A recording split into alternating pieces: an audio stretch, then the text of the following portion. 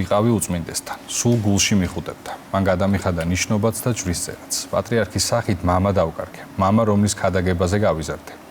სულ იმას გვეუბნებოდა მოასწარით სიცოცხლეში სიკეთის კეთებაო. იხსენებს სიონის მგალობელთა გუნდის ხელმძღვანელი მარიამ ძელური. მან დილის გადაცემის გუნდს არაერთი უცნობი ისტორია უამბო, რომელიც ილია მეორესთან აკავშირებს. ვნახოთ ელენე მირიანაშვილის სიუჟეტი.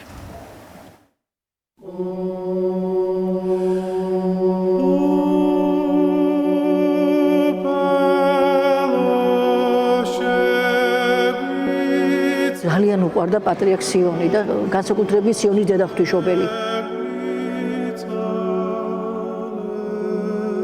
კარგი მოგონებები მახსენდება, სანამ სიონში მსახურობდა უწმინდესი. სულ აქ იდგა მსახურების დროს, წირველოცვის დროსაც, პარაკლისები, როცა გითხარით ორშაბათობით პარაკლისები რო ტარდებოდა სიონში, ერის დალოცვა და ბავშვების. აი ეგ დაბრძანდებოდა ხოლმე და გარშემო ბავშვები შემოუხსნებოდნენ ხოლმე.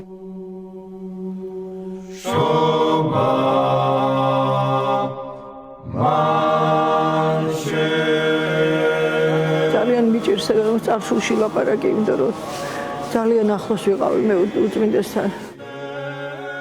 პირველად 78 წელს შობა ღამეს გავიცანი უწმინდესი.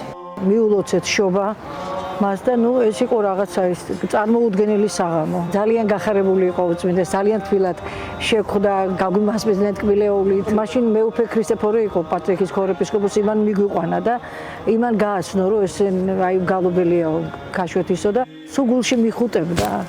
და იმიტომ ხარ ესეთი კაი რომ ჩემი ხარ, ანუ მე მთიული ვარ და დედამ მას მთიული ყავდა. პატრიარქს ძმისშვილი ყავს გოგი შიოლაშვილი და ის იყო ჩემი მეუღლის მეგობარი. მე და ჩემი მეუღლე დაგვიბარა, რომ შევედი და იცნო ჩემი მეუღლემ თავისი ძმისშვილის ძმაკაცი იყო მეგობარი და კაცო ეს ხო ჩემია, კაცო გადახია ხელი და აბა რას აპირებდო და გადადებული საქმე ხო იცით არ ვარგა. მე გაგიწევთ მამობასო, წამოხდა, გამოაგუჯა და შენი ხელი მაიტაო, აი ეს კალიცო გამიკეთა. ეს ბეჭედი თავის ხელი დამნიშნა, გაგვიყვანა, სუფრა იყო გაშლილი რაღაცა არ ნახული. ორ დღეში დაიწერ ჯვარსო, პატრიარქმა გადამიხადა ჯვრისწერა, ნიშნობაც ყველა. წარმოგიდგენთ რა ბედნიერება.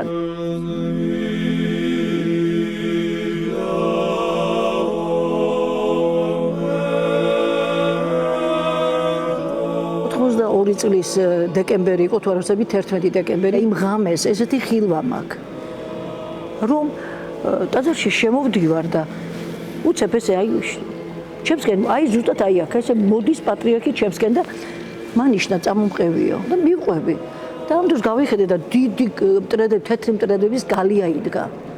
ხო და წავიდა უწმინდესი კარები გამოაღო და აი ამ ხელა წიგნი გამომიღო და ეს თქვენო მითხრა. გამეღვიძა და ვიფიქრე და მიქი რა არის ეს რა ხილვა იყო. მოვედი ლოცვაზე, ჩვეულებრივად ავედი ამ კიბეებზე. უცებ ხედა თუ გუნდთან არავინ არ არის. ხელმძღვანელი არ ადგას და მამა პავლე რო ამოვიდე და უთხარი მამა პავლე ვიღაცა გამოუშვით ახლა რო გააგზელოს ლოცვა.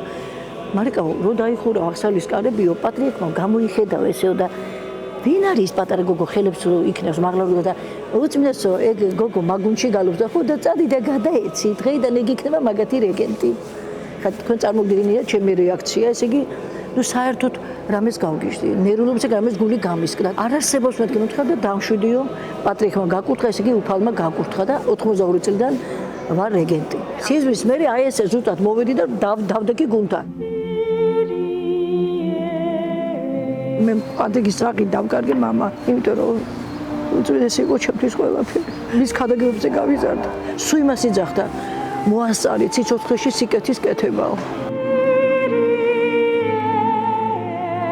ლოცველი გაგვიჩნდა ზეციური ლოცველი და ის მარტო მეკერა მთელ საქართველოს დარდი წაყვა და ყველა ქართველისთვის ილოცებს, მაგრამ ფიზიკურად დავკარგეთ ამას ნამდვილად ეს ყველასთვის ძალიან ძნელია და დაუბრუნდა ფაქტიურად ქართველი ერი.